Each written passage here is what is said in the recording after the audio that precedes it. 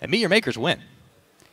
Thank you very much, Pyra. We're here with MeetYourMakers coach Yamato Cannon and their newest addition, the support Noxiac. Congratulations, guys. Still in the race. And Noxiac, well, I want to talk to you up front because you said in the beginning video, I am going to save MYM. You guys are now 1 win behind preseason favorites Elements and Roccat. Can you explain to me, what do you see as saving MYM? Like, first of all, when I joined MAM, I think they were in a pretty bad position, and I just wanted to make sure they are not auto-relegated. But slowly, I think we can maybe even deny the relegations. I think we can have a shot. Yeah, well, absolutely great game here for you. What was your reaction when you saw that Leona coming out as the very first ban from Gambit, and did you expect it? That was pretty funny, but I'm usually not a really Leona player. Like, I used to play in solo queue different champs, not just Leona.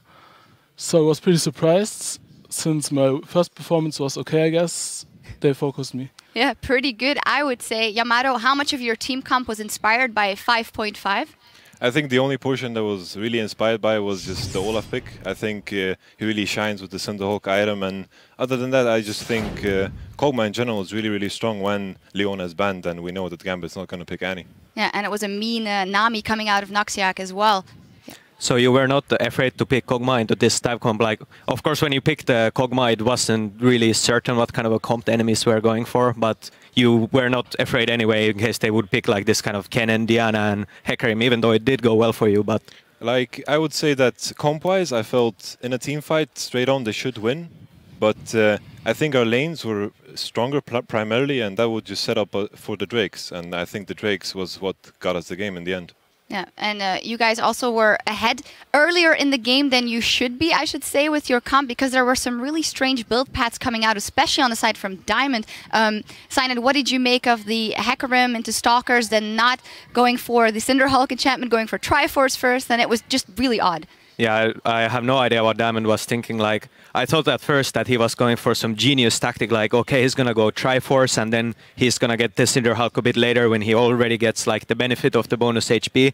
But then he went like Triforce into Warrior. It was really weird, and you could see it in his score. And on the other hand, Horo was just building brilliantly. He went for full HP when he was facing full mixed damage team. It's like, normally when you are a tank and you are facing an AP, AD damage team, you are like, what can I build because I will get destroyed? But he just stacked HP and it went perfectly. Yeah, it did went perfectly. We're going to pull up a replay of Olaf totally man-moding and going into the enemy team and actually showing how Gambit was uncoordinated, Laurie. Yeah, here Horo knows that he can just go in really ham because he's just so tanky, and here Gambit just digs their own grave. Kennen's TP is way too late. Like, anything could have happened this fight if the TP was 5 to 10 seconds earlier, but the coordination just wasn't there, and now Cover Shard suicides 1v4, so they kind of dug their own grave. Yeah, it really was resemblant of what Gambit was doing at IEM, just being uncoordinated in the team fights as well, but not taking anything away from you guys, still in the race. Fantastic.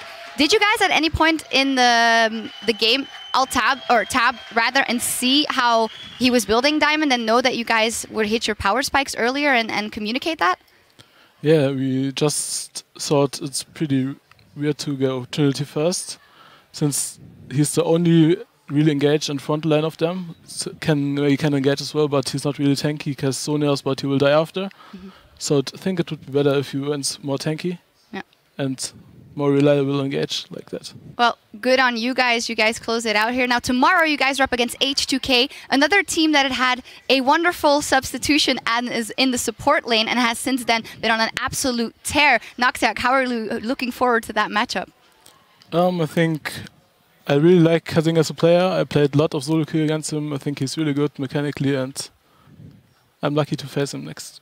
It's going to be a good matchup. Yamato, what does this tell you? Is this the MYM you knew that they had in them?